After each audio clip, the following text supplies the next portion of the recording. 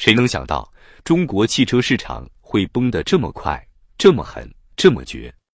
曾经最富裕、最抗压、最能撑起消费的长三角，现在居然成了全国车市最先倒下的地方。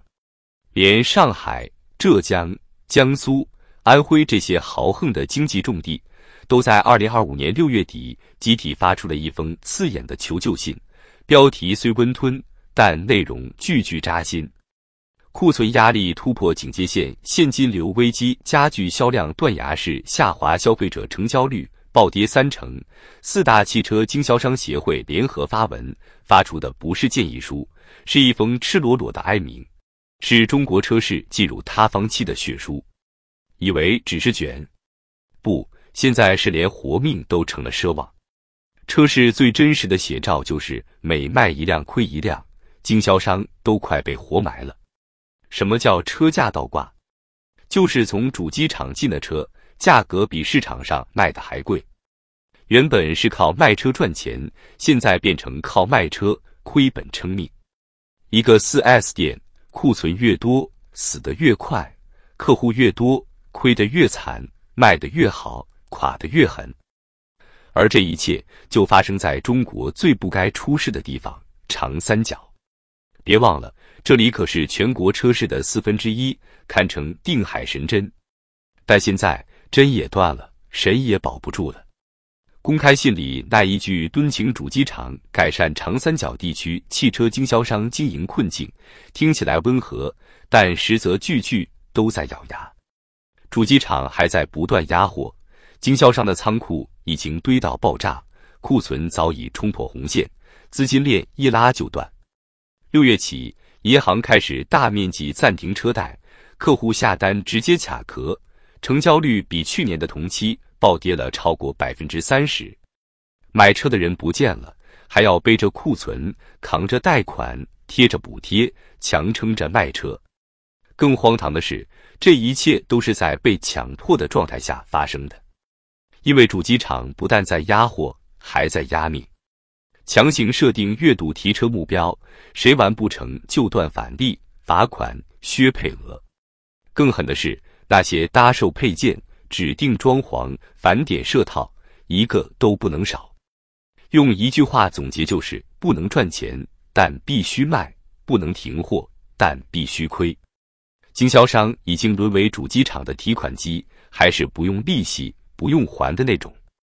而且这还没完。返利政策骤降，部分品牌降幅高达11%，银行返佣被叫停，金融政策全面收紧，客户观望情绪高涨，日均进店人数锐减，成交率直接腰斩。更有甚者，为了冲刺半年报业绩，主机厂在6月继续压货，加剧了价格倒挂的恶性循环，逼得经销商只能硬着头皮赔本甩货。现在的汽车市场是什么样？价格战大到连底裤都不要了，返利拿不到，补贴等不来，贷款批不出，利润没有，风险全在，责任全扛，赔钱还得挨骂，被卷还不能哭。一个字：惨。中国汽车流通协会给出了最真实的数据：2024年，全国退网的汽车 4S 店达到4419家，是自2021年以来首次出现负增长。也就是说，不是扩张放缓，而是开始收缩断层了。背后的原因很简单，因为卖车根本不赚钱。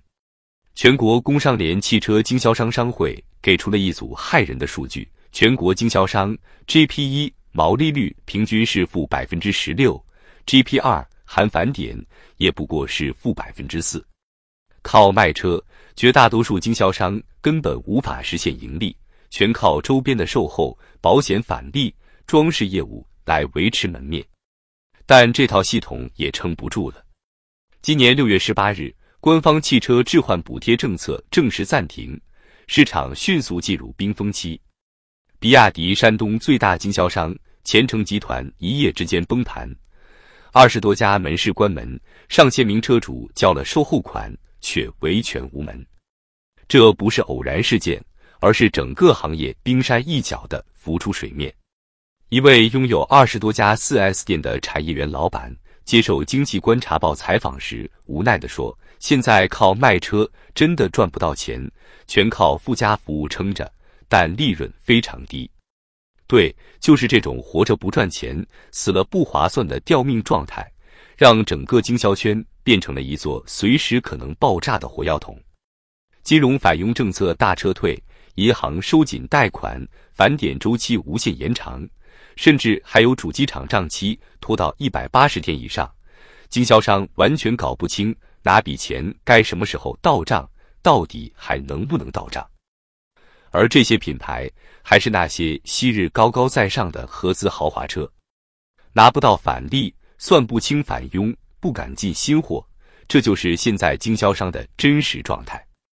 整个链条已经病入膏肓，从整车厂到经销商，从车主到金融机构，没有一个环节是健康的。这哪里是卖车，这是玩命。这是2025年最真实的中国车市，库存爆仓，返利难拿，客户不来，卖一辆亏一辆，经销商活成耗材，车市卷成坟场。最讽刺的是什么？这场活活被逼死的车市灾难，居然不是在3线城市，不是在东北重灾区，而是在全国最富裕、最强劲、最具消费能力的长三角。都说上海人有钱，浙江人敢花，江苏人肯掏，安徽在崛起。但就是这样一个撑起中国1/4销量的黄金区域，率先发出了痛苦的求生信号。而且不是一家，不是一市，是4省联手，哭着喊着请求主机厂放他们一条生路。整个行业的病灶其实早就积压了太久。过去10年，整车厂疯狂扩产，新能源政策狂飙，资本一轮接一轮砸钱，大家都以为电动车是未来。可结果呢？产能过剩，技术同质化，补贴退坡，用户观望，价格塌陷，一场集体幻觉终于要清算了。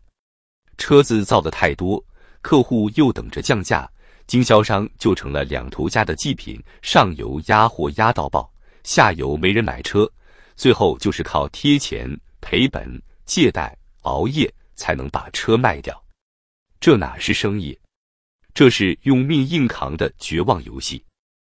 而最可怕的不是赔钱，是不知道赔到哪天是个头。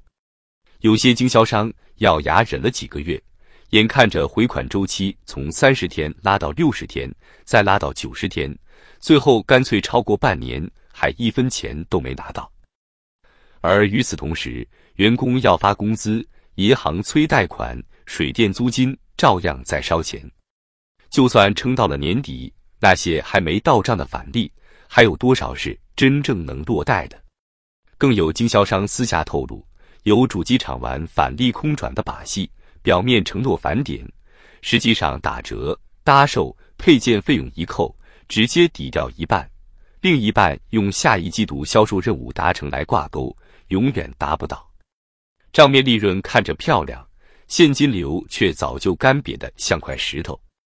中国汽车经销商的现状已经到了全系统性失控的边缘，不是某几家倒下，不是某几个品牌断裂，而是整条上下游产业链都处于崩塌状态。主机厂怕股东和舆论，宁可压货强撑数据；经销商怕丢返点，被踢出体系，只能咬牙出血；消费者怕被割韭菜，只能再观望；银行怕坏账，不再批贷，连金融机构也开始在后退，一环扣一环，活路越来越少。有业内人士一针见血地指出，中国车市现在已经进入死亡螺旋。什么叫死亡螺旋？就是每一个动作都是为了求生，却加速死亡。车价越降越没人买，补贴越给越不够用，销量目标越定越虚假，返利越欠越还不起。每个环节都在想尽办法往前推，结果全都推向了悬崖边。而且别以为这只是长三角的问题，4省联合喊救命，不过是率先撑不住罢了。东北、西南、华中，甚至珠三角正在出现相同的症状，库存猛增，返利跳票，客户消失，贷款收紧。一旦长三角都出事，其他地区还能好吗？还有一个现象更让人警觉，越来越多的经销商在主动退网，不是等主机厂解除合约，而是自己关门走人，撕毁协议，搬空门店。为什么？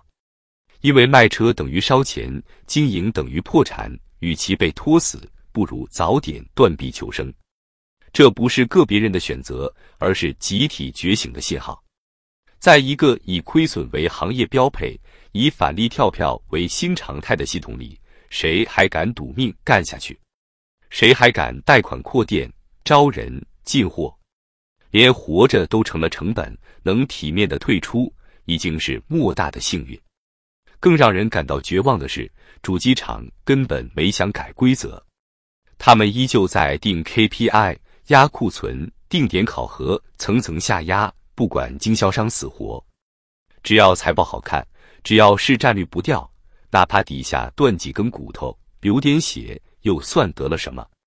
这种极度扭曲、失衡的产业结构，早就不是健康发展的样子，而是一场庞大的利益压榨。过去大家都说，只要肯吃苦，中国就没有做不起来的行业。可现在的汽车经销商们明白了，哪怕熬断了骨头，卖光了资产，也逃不过被榨干的一天。当卖一辆亏一辆成为共识，当亏到不想卖成为主流，当最富裕地区都在求援，当最庞大的车市都在下沉，就应该意识到，这一轮的车市寒冬不只是寒，而是彻底冰封。不是周期性调整，不是短期压力，而是结构性、系统性、致命性的塌方。如果连长三角都活不下去了，那中国车市还有未来吗？